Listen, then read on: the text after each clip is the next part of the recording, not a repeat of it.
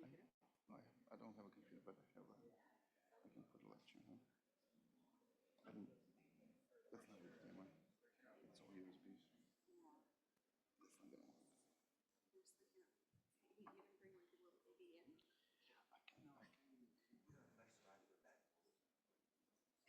work. Okay. Okay.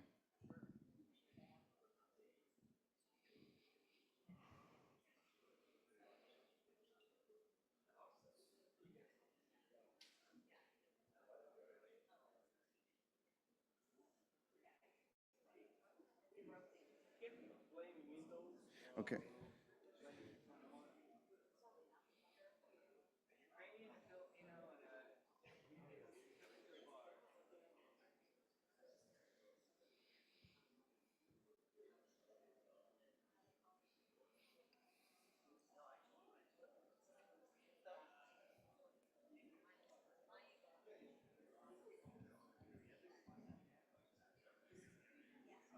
Hi.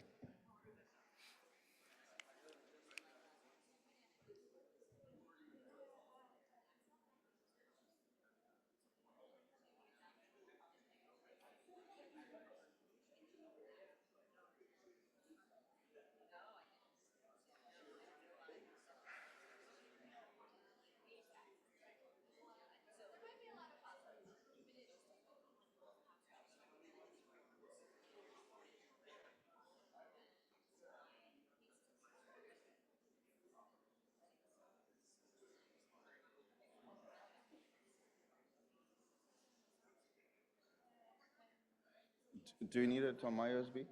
Should I give you my USB?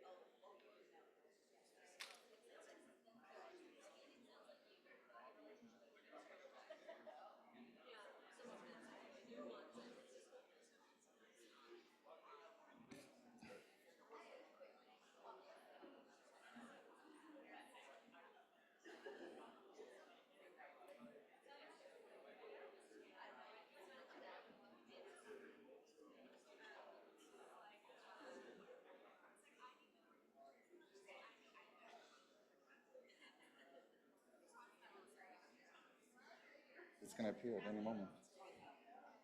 I'm okay.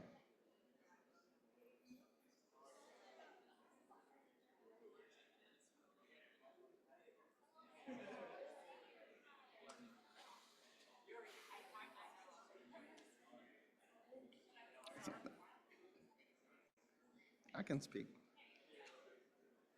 It's all right. Yay.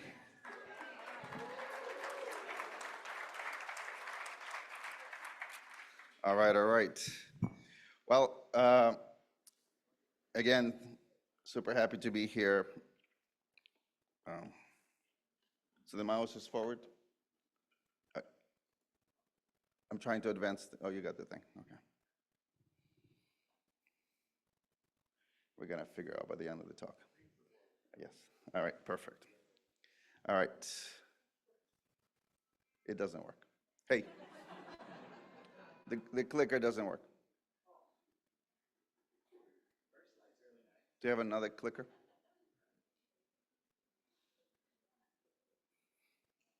There we go. These are my disclosures that probably shouldn't be pertinent to this. In this lecture, the clicker doesn't work well, guys. This is not going to work.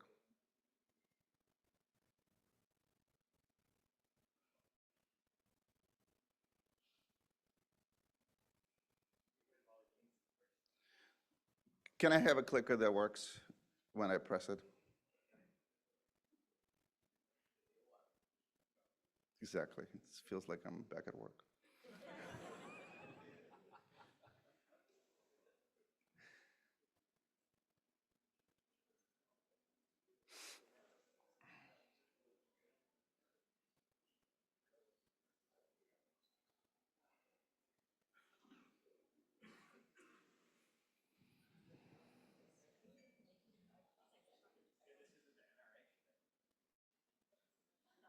All right, this works.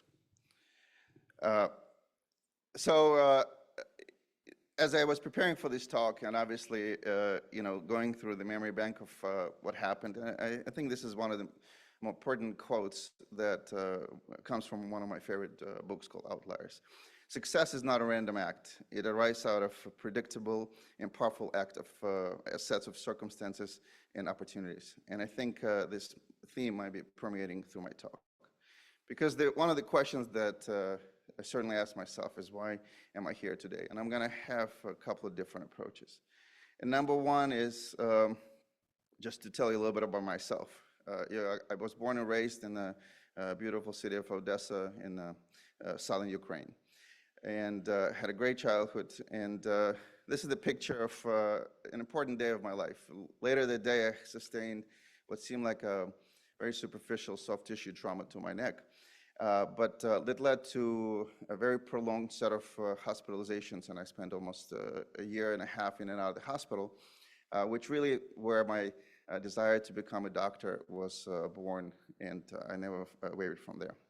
Interestingly, later on, as I was looking through pictures, I was also diagnosed with some eye problem and spent a bunch of years of my childhood wearing a patch.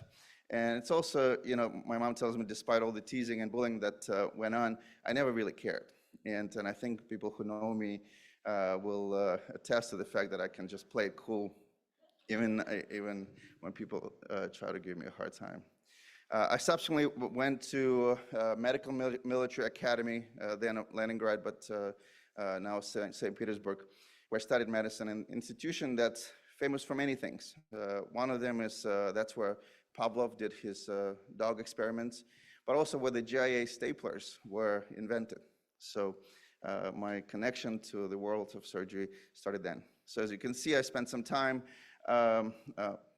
playing soldier, and not only I learned how to use a gun, I think this was the early years when fascia tense was just still a concept. But very importantly, this was the time when I became an anatomy geek and really became very much interested in anatomy and surgery. And then after moving to United States, I don't have many pictures from that period, but this is my Hot Wheels at that time. And I did college and medical school, and in med school, I certainly began to pursue the career in surgery.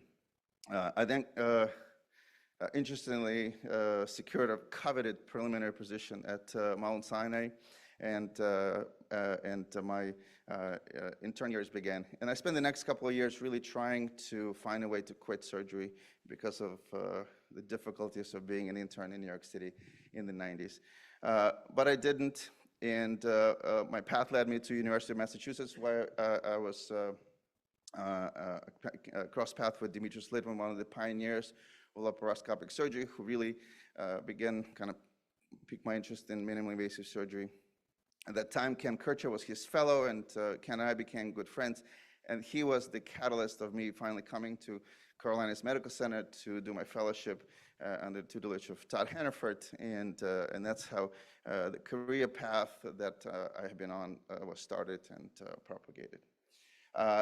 But as already mentioned, the other main reason I'm here today is because of TAR, not necessarily the airline or the plane that I took to come to Chicago, but and not even the movie that they recently made. But TAR is a transverse abdominal release procedure that really was the culmination of what was done prior to that. And I think it's very important to always remember. It was based on teachings of Jean Reeves and Renee Stopa. It required the work of George Wantz to bring it to the United States. It required Todd Hannaford to adopt some principles of that and teach me the preperitoneal approach. It required Alfredo Carbonell to coin the term posterior component separation and really advance the science that way. And then only then I was able to do one thing. I recognized that despite what's been propagated by Nader and all this other physicians, scientists, and great surgeons, they had the anatomy of the transverse abdominis muscle depicted incorrectly. And that serendipitous discovery led to better understanding what the muscle is and gave us the confidence to use it and target it in the procedure. And the rest is history. So the TAR procedure, again, it was done a while ago. It was really not well received at first. It was met with a lot of skepticism. But when the article came out in 2012, it became a better described work, had some follow-up and better pictures, and I think that was truly the catalyst of everything. And it started really the whirlwind of doing the stuff and spreading the word, applying the technique. And this is from the General Surgery News that covered the 2015 meeting in Italy, and you can see it took center stage, and some of the quotes are really interesting. Bob Fitzgibbons said this was the most important item presented at that meeting, and that's World Congress of Hernia Surgery. I didn't know Jorge dies back then, but Jorge was also very generous to say that posterior component separation of the TAR is the most important advancement of abdominal reconstruction in the last decade. So this is when the whirlwind really began, and you can see it took me all over the world performing this surgery and teaching it, and this has been really amazing. You can see Russia, Taiwan, Mexico, Latin America, Colombia, Taiwan again, this is Romania, and back in Brazil. And this picture really encapsulates what a great ride has been to be able to have such a captive audience and people so interested in that idea, and being able to provide that has been just so amazing.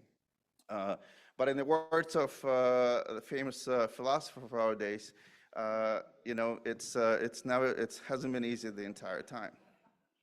And many things have happened, and you know you have a good thing when all these things happen. People claim credit to creation or performance prior to that. People said it was too cumbersome, too difficult, it's too dangerous to the abdominal core and too destructive. It really doesn't work for big hernias. It's obsolete or soon to be dead. And even in this meeting we have in the next session, we may learn that it is dying. And you can see we're not targeting anything else, but sorry. We also learned that it doesn't work the same way it's designed to work. And that's an interesting concept because, you know, back when it started, we did a lot of experiments to figure that out. And this in atomic studies, you can see looking at every step and every way. And it sort of seemed like it was, to use a legal term, settled law of what happens and which steps. But I think it's being relitigated. But I can tell you, if you believe this is the step that provides opportunity for major abdominal reconstructions for large hernias, if you believe that, I got a bridge to sell you. And if you want a bridge, I can get you the whole building too. But anyways, again, going back to Taylor, she said, shake it off. And haters gonna hate and players gonna play. So shaking off we did, and a lot of work has been done to show it, and we demonstrated it's been very effective. It resulted in a very low recurrence rate and an effective procedure. But I still think it would mean nothing. It would mean absolutely nothing if somewhere in Cleveland or New York I was doing this and getting good results. It would be have very little meaning to the world at large, to our field. And I think the best test and the best testament to what we accomplished is this adaptability and reproducibility. And you can see we published the approach to a variety of different hernias using for different techniques. But more importantly, we have had recent papers from all over the world that continue to demonstrate utility and utilization of this procedure.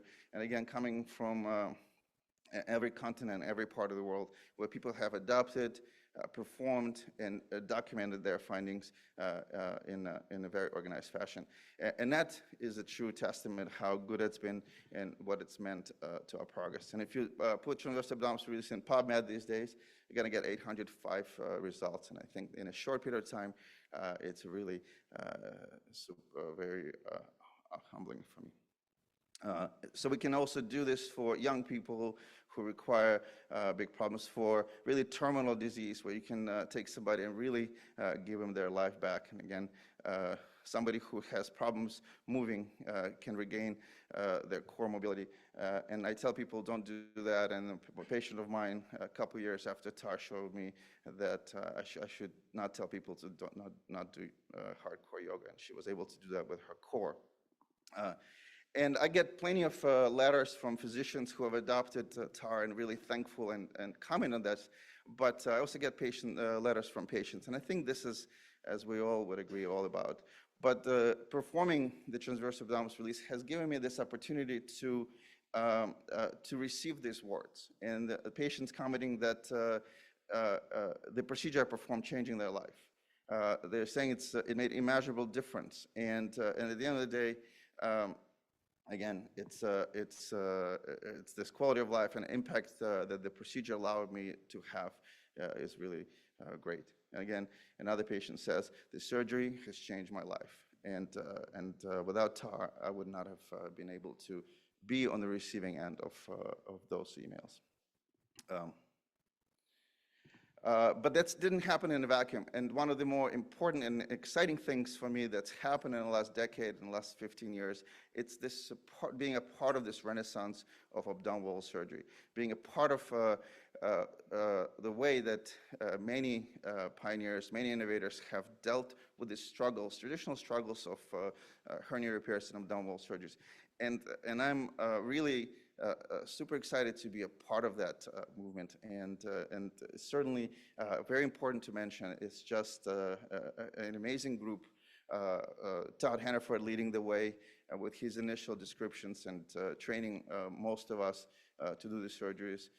You know, our ETAB brothers, Jorge and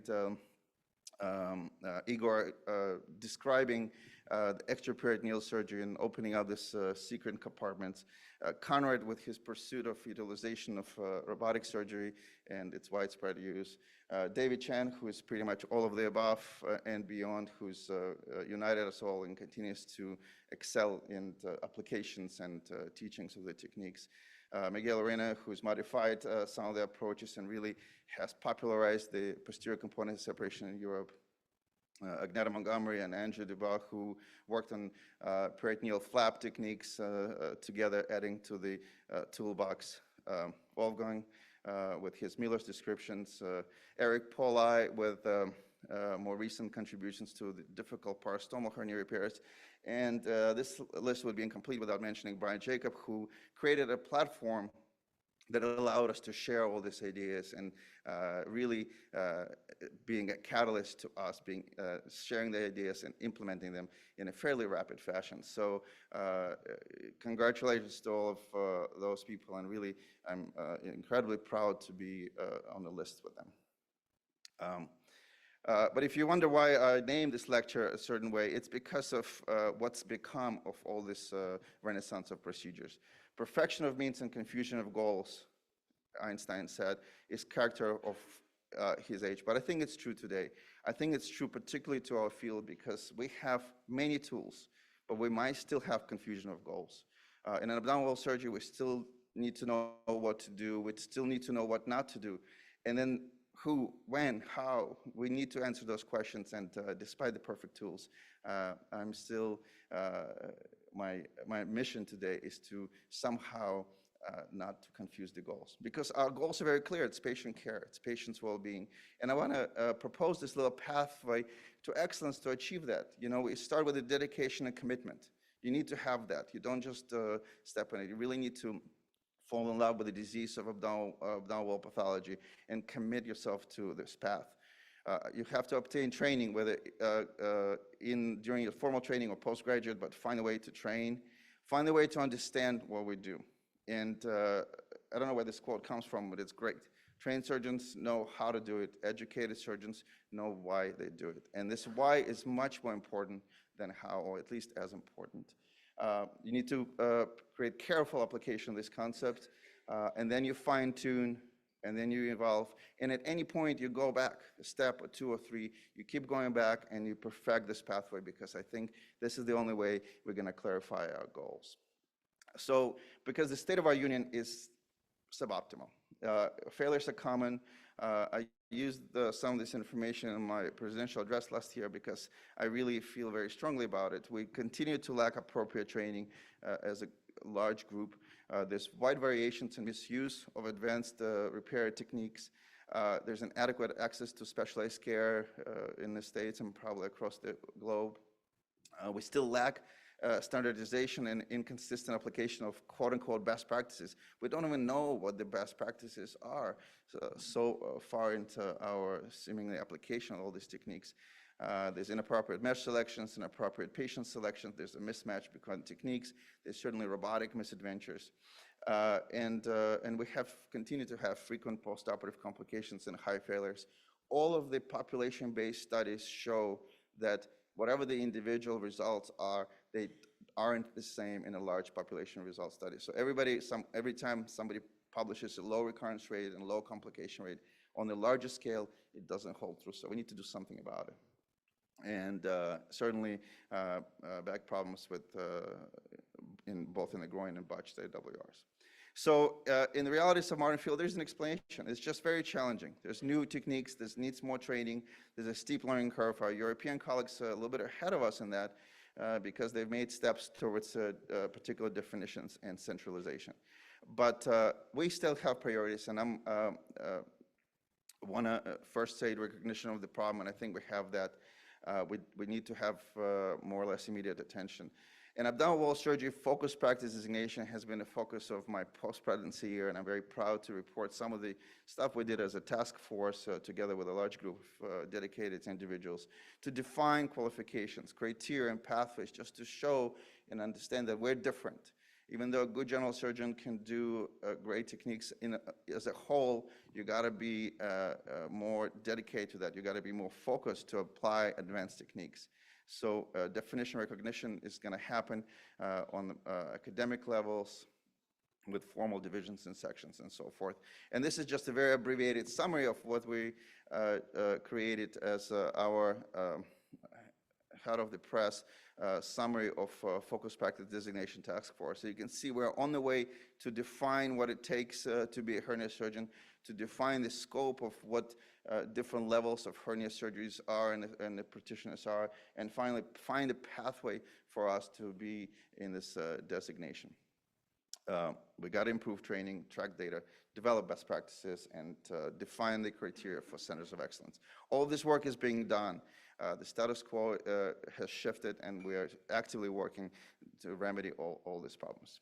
So when will this mission be accomplished? To me, it's easy.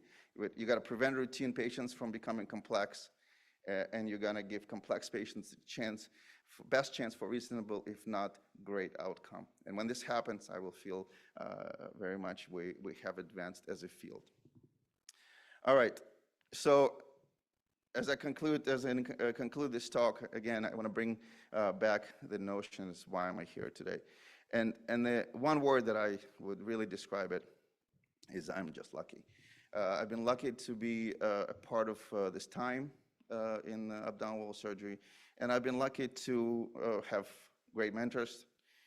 Already mentioned Demetrius Levin, Todd, Ken Kircher, Jeff Ponsky, who wasn't directly involved in my hernia work, but was an incredible supporter of my work during my time in Cleveland.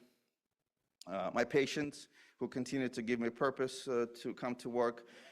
This is to them for trusting me and certainly signing up for incredibly dangerous and morbid things we do.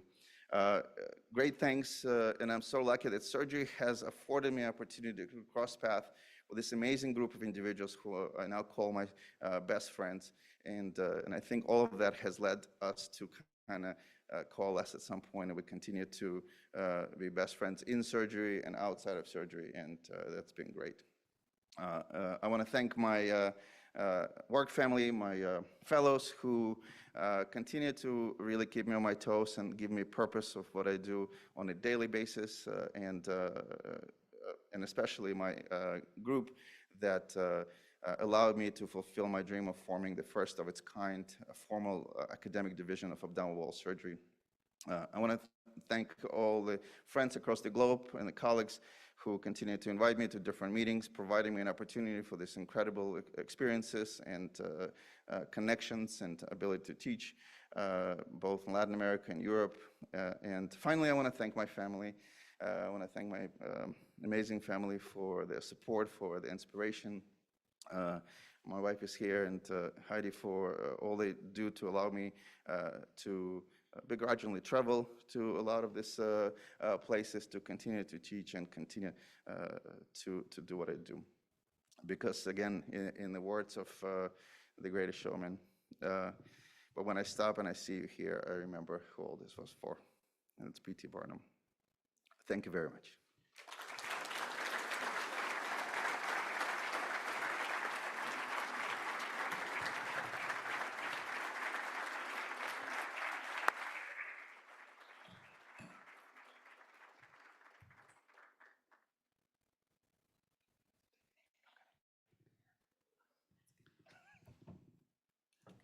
Thank you, Dr. Nowitzki, for that inspiring talk. And then Dr. Malcher is going to come up and introduce our keynote speaker for today.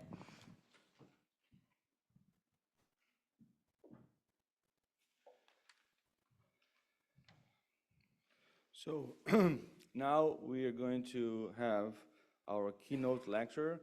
And this is really one of the toughest jobs when running the program is to pick the right person to give a lecture that really going to impact ourselves as surgeons, as physicians, as human beings. So it was it's hard to decide what you want, but once the team came to my mind, Dr. Pryor was an easy pick. Dr. Pryor is